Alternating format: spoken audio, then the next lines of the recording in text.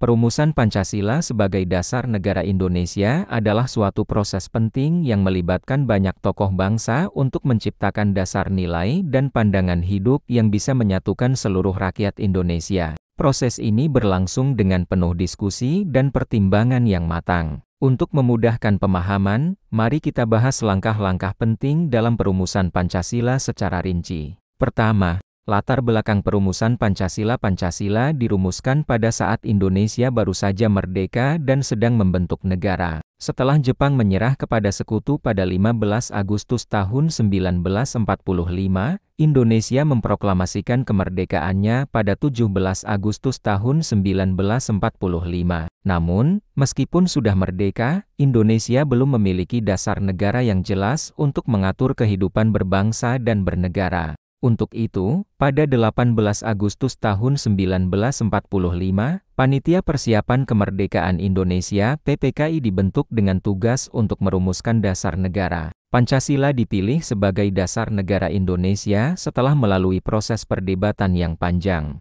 Pancasila disusun oleh tokoh-tokoh besar seperti Soekarno, Muhammad Hatta, dan tokoh lainnya.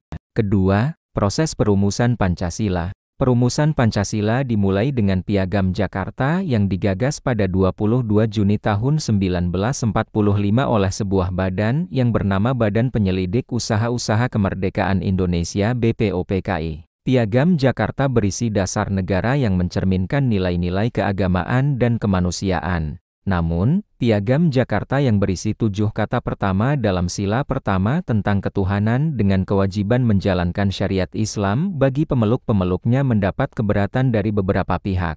Oleh karena itu, dalam sidang PPKI tanggal 18 Agustus tahun 1945, para tokoh bangsa melakukan revisi terhadap Piagam Jakarta dan menghasilkan Pancasila yang dikenal saat ini. Ketiga, isi Pancasila.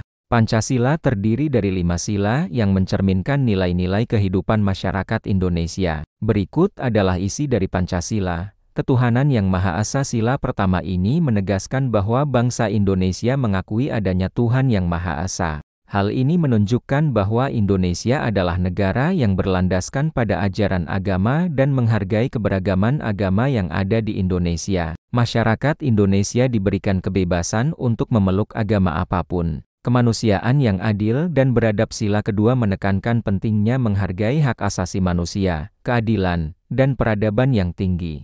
Indonesia ingin menjadi negara yang memperlakukan setiap individu dengan adil tanpa memandang suku, agama, ras, atau golongan. Persatuan Indonesia. Sila ketiga menegaskan pentingnya persatuan dan kesatuan bangsa Indonesia. Meskipun Indonesia terdiri dari beragam suku, budaya, dan bahasa, namun semua harus bersatu demi kepentingan negara dan bangsa. Kerakyatan yang dipimpin oleh hikmat kebijaksanaan dalam permusyawaratan atau perwakilan. Sila keempat mengutamakan sistem pemerintahan yang demokratis, di mana keputusan-keputusan negara diambil berdasarkan musyawarah untuk mufakat. Prinsip ini menekankan pentingnya kepemimpinan yang bijaksana dan diwakili oleh perwakilan rakyat. Keadilan sosial bagi seluruh rakyat Indonesia. Sila kelima menegaskan pentingnya pemerataan kesejahteraan sosial bagi seluruh rakyat Indonesia. Negara bertanggung jawab untuk menciptakan keadilan sosial, di mana setiap warga negara memiliki kesempatan yang sama untuk memperoleh kemakmuran. Keempat, makna Pancasila sebagai dasar negara. Pancasila sebagai dasar negara Indonesia memiliki makna yang sangat mendalam. Di antaranya, Pancasila adalah pandangan hidup bangsa yang menjadi pedoman hidup bagi rakyat Indonesia dalam menjalani kehidupan sehari-hari. Pancasila sebagai ideologi negara yang menjadi acuan dalam penyusunan berbagai kebijakan negara dan peraturan perundang-undangan. Pancasila sebagai sumber hukum tertinggi yang dijadikan dasar dalam segala bentuk peraturan yang berlaku di Indonesia. Pancasila mencerminkan keragaman Indonesia yang terdiri dari berbagai suku, agama, ras, dan budaya, tetapi tetap dapat hidup rukun dan damai dalam satu kesatuan bangsa. Kelima, Pancasila dalam praktek. Setelah perumusan, Pancasila diimplementasikan dalam kehidupan berbangsa dan bernegara melalui sistem pemerintahan yang berdasarkan pada musyawarah dan mufakat, penghargaan terhadap hak asasi manusia, serta pengakuan terhadap keberagaman agama dan budaya. Dalam prakteknya, Pancasila diterapkan dalam berbagai kebijakan, seperti Demokrasi Pancasila. Prinsip demokrasi yang berdasarkan pada musyawarah untuk mufakat dan penghormatan terhadap hak asasi manusia. Ekonomi Pancasila. Sistem ekonomi yang mengutamakan keadilan sosial, tidak hanya untuk segelintir orang, tetapi untuk seluruh rakyat Indonesia. Keenam, kesimpulan.